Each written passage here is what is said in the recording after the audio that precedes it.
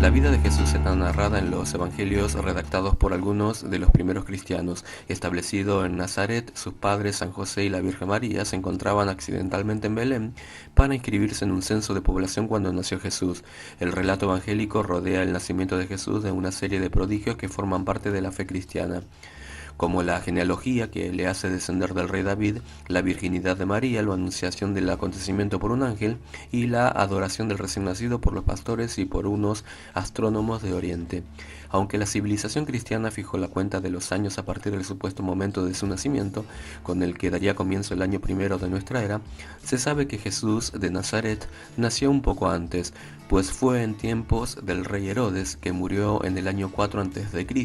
Fueron precisamente las persecuciones de Herodes las que llevaron a la humilde familia, después de la circuncisión de Jesús, a refugiarse temporalmente en Egipto hasta que el fallecimiento del monarca les permitió regresar.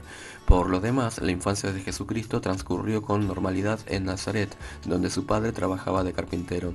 Hacia los 30 años inició Jesucristo su breve actividad pública incorporándose a las predicaciones de su primo Juan el Bautista. Tras escuchar sus sermones, Jesús se hizo bautizar en el río Jordán, momento en que Juan lo señaló como encarnación del Mesías prometido por Dios a Abraham. Juan, que había censurado las escandalosas segundas nupcias de Herodias con Herodes Antipas, hijo y sucesor del rey Herodes, fue pronto detenido y luego decapitado a instigación de Herodias y de su hija Salomé. Tras el bautismo y un retiro de 40 días en el desierto, Jesucristo comenzó su predicación. Se dirigió fundamentalmente a las masas populares, entre las cuales reclutó un grupo de fieles adeptos, los 12 apóstoles, con los que recorrió Palestina. Predicaba una revisión de la religión judía basada en el amor al prójimo, el desprendimiento de los bienes materiales, el perdón y la esperanza de vida eterna. El llamado Sermón de la Montaña, con sus admirables bienaventuranzas, es la mejor síntesis de su mensaje. Su enseñanza sencilla y poética, salpicada de parábolas y anunciando un futuro de salvación para los humildes, halló un cierto eco entre los pobres. Su popularidad se acrecentó cuando corrieron noticias sobre los milagros que le atribuían sus seguidores, considerados como prueba de los poderes sobrenaturales de Jesucristo.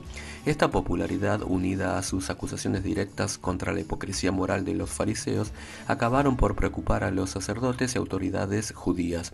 Jesús fue denunciado ante el gobernador romano Poncio Pilato por haberse proclamado públicamente Mesías y Rey de los judíos. Si lo primero era cierto y reflejaba un conflicto de la nueva fe con las estructuras religiosas tradicionales del judaísmo, lo segundo ignoraba el hecho de que la proclamación de Jesús como Rey era metafórica, aludía únicamente al reino de Dios y no ponía en cuestión los poderes políticos constituidos.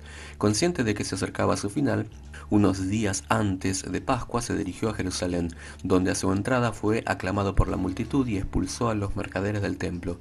Jesús celebró una última cena para despedirse de sus discípulos. Fue apresado mientras rezaba en el Monte de los Olivos, al parecer debido a la traición de uno de ellos, llamado Judas, que indicó a los sacerdotes del Sanedrín el lugar idóneo para capturarle. Comenzaba así la pasión de Cristo, que le llevaría a la muerte tras sufrir múltiples penalidades. Con ella daba a sus discípulos un ejemplo de sacrificio en defensa de su fe, que estos asimilarían exponiéndose al martirio durante la época de persecuciones que siguió. Jesús fue torturado por Pilato, quien, sin embargo, prefirió dejar la suerte del reo en manos de las autoridades religiosas locales. Estas decidieron condenarle a la muerte por crucifixión. La cruz, instrumento de súplica usual en la época, se convirtió después en símbolo básico de la religión cristiana. Los evangelios cuentan que Jesucristo reclutó a los 3 días de su muerte y se apareció diversas veces a sus discípulos, encomendándoles la difusión de la fe. 40 días después, según los Hechos de los Apóstoles, ascendió a los cielos. Judas se suicidó arrepentido de su traición, mientras los apóstoles restantes se esparcían por el mundo mediterráneo para predicar la nueva religión. Uno de ellos, San Pedro, quedó al frente de la iglesia o comunidad de los creyentes cristianos, por decisión del propio Jesucristo. Pronto se incorporarían a la predicación nuevos conversos, entre los que se destacó San Pablo, que impulsó la difusión del cristianismo más allá de las fronteras del pueblo judío. La obra de Pablo hizo que el cristianismo dejara de ser una secta judía cismática y se transformara en una religión universal, que se expandió hasta los confines del Imperio Romano, hasta convertirse en el siglo IV en la confesión oficial por obra del emperador Constantino.